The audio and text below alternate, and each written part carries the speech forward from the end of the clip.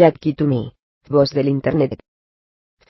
El sonido es una onda mecánica que transporta energía a través de medios elásticos que afectan la velocidad de propagación de la onda sonora, dependiendo de la fase en que se encuentra la materia utilizada como medio de propagación. La audición en el ser humano es uno de los sentidos más importantes que nos permite traducir una sensación física a una cerebral. Para ello utilizamos nuestro órgano receptor del sonido llamado oído.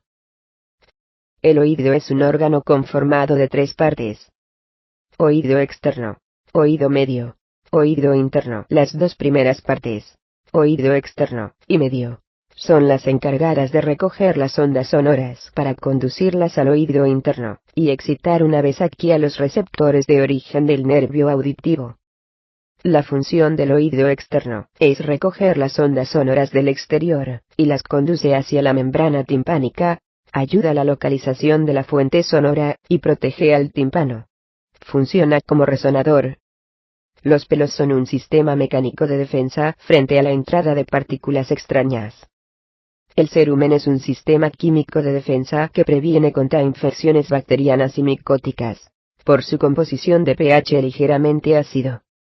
En este se encuentran el pabellón auditivo y el conducto auditivo externo. Sin la existencia del pabellón auditivo, esta estructura helicoidal, que como un embudo canaliza el sonido, las ondas frontales llegarían al oído de forma tangencial, y el proceso de audición resultaría menos eficaz, pues gran parte del sonido se perdería.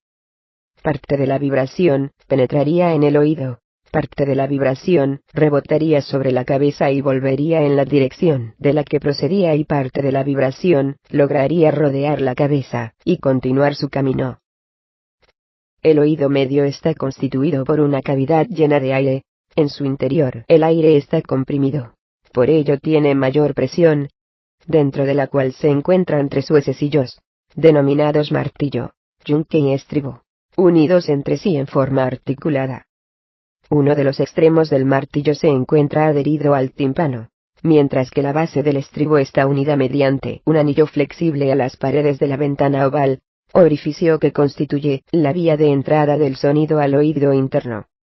Finalmente, la cavidad del oído medio se comunica con el exterior del cuerpo a través de la trompa de Eustaquio, la cual es un conducto que llega hasta las vías respiratorias, y que permite igualar la presión del aire a ambos lados del tímpano.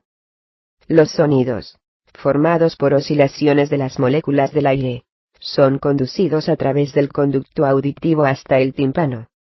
Los cambios de presión en la pared externa de la membrana timpánica, asociados a la señal sonora, hacen que dicha membrana vibre, siguiendo las oscilaciones de dicha señal. Las vibraciones del tímpano se transmiten a lo largo de la cadena de huesecillos, la cual opera como un sistema de palancas, de forma tal que la base del estribo vibra en la ventana oval. El estribo se encuentra en contacto con uno de los fluidos contenidos en el oído interno. Por lo tanto, el tímpano y la cadena de huesecillos actúan como un mecanismo para transformar las vibraciones del aire en vibraciones del fluido. El oído interno también tiene su complejidad, y está comprendido por el laberinto óseo o el membranoso. De este último, nacen las vías nerviosas acústicas y vestibulares.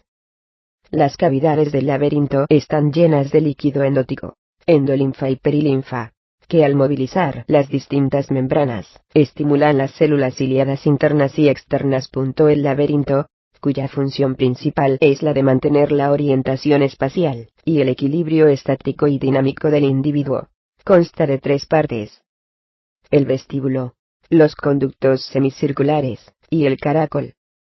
El oído externo no reviste demasiada importancia en el hombre, ya que se ha comprobado mediante estudios que el pabellón auricular aumenta solamente la audición en una mínima parte. Los músculos que aquí intervienen están atrofiados, y la oreja se encuentra pegada a la cabeza e inmóvil. Ocurre casi completamente lo contrario en algunos animales como los cérvidos, ciervo, equinos, caballo, felinos, gato, entre otros, porque ellos sí tienen un buen desarrollo de la concha auricular, y los músculos auriculares tienen la movilidad necesaria para desplazarse a voluntad. Esto es lo que les permite además de aumentar en parte la audición, lograr movimientos de rotación para encontrar el origen de la fuente sonora. El conducto auditivo es de forma sinuosa, impidiendo de esta manera que ingresen partículas extrañas y se proyecten sobre el tímpano. Su forma cilíndrica hace que éste funcione como un resonador acústico. El tímpano recoge la onda sonora proyectada en su superficie, comportándose de diferente forma según las diferentes frecuencias.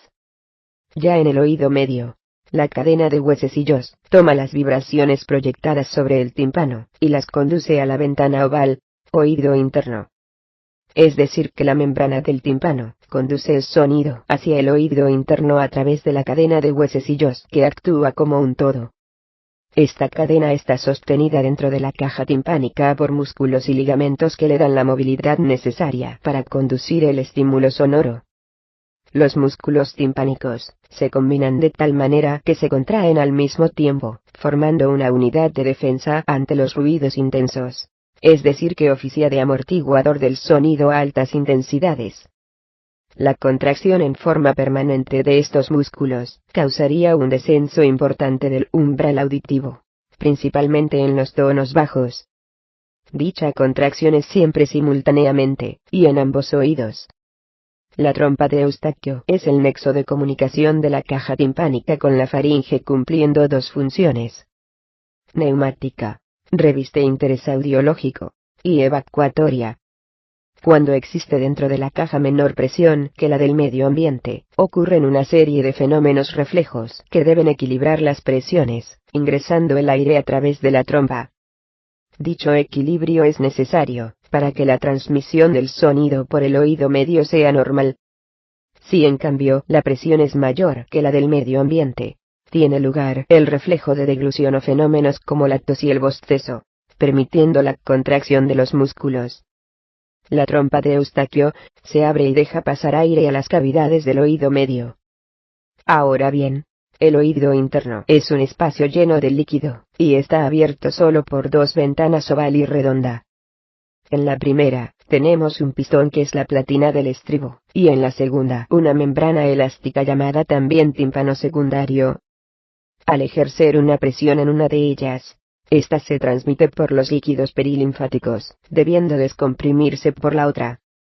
La onda sonora se transmite entonces por los líquidos endóticos, y va a impresionar la membrana basilar en un lugar específico, correspondiente a una determinada frecuencia, los agudos en la base y los graves en el extremo del caracol, helicotrema. Es en la cóclea donde ocurre la transformación de energía mecánica en eléctrica mediante un fenómeno mecánico-químico eléctrico que tiene lugar en la membrana basilar. Al hundirse la platina del estribo dentro del espacio perilinfático produce movimientos en este líquido, el cual se transmite a lo largo del laberinto membranoso, formando torbellinos que se extienden hasta el helicotrema. Debido a la resistencia ejercida por las distintas paredes, y al impulso mecánico de progresión, se generan presiones en la endolinfa a través de la membrana de Reissner, y en la basilar que está situada debajo de ella. En general, las ondas pueden propagarse de forma transversal o longitudinal. En ambos casos, solo la energía y la cantidad de movimiento del movimiento ondulatorio se propagan en el medio. Ninguna parte del propio medio se mueve físicamente a una gran distancia. Por ejemplo, imaginemos que atamos firmemente una cuerda a un poste por un extremo, la estiramos sin tensarla del todo, y sacudimos el otro extremo. Una onda se desplazará por la cuerda hacia el poste, donde se reflejará y volverá hacia la mano. En realidad, ninguna parte de la cuerda se mueve longitudinalmente hacia el poste, pero todas las partes de la cuerda se mueven transversalmente. Este tipo de movimiento ondulatorio se denomina onda transversal. Del mismo modo, si tiramos una piedra a un estanque, una serie de ondas transversales se propaga desde el punto de impacto. Un corcho que flote cerca de dicho punto se moverá hacia arriba y hacia abajo, es decir, de forma transversal a la dirección del movimiento ondulatorio, pero apenas mostrará movimiento longitudinal. En cambio, una onda de sonido es una onda longitudinal. A medida que la energía del movimiento ondulatorio se propaga, alejándose del centro de la perturbación, las moléculas de aire individuales que transmiten el sonido, se mueven hacia adelante y hacia atrás, de forma paralela a la dirección del movimiento ondulatorio. Por tanto, una onda de sonido es una serie de compresiones y enrarecimientos sucesivos del aire. Cada molécula individual transmite la energía a las moléculas vecinas, pero una vez que pasa la onda de sonido, las moléculas permanecen más o menos en la misma posición. Jack Kitumi, voz del Internet. Y acá itome.com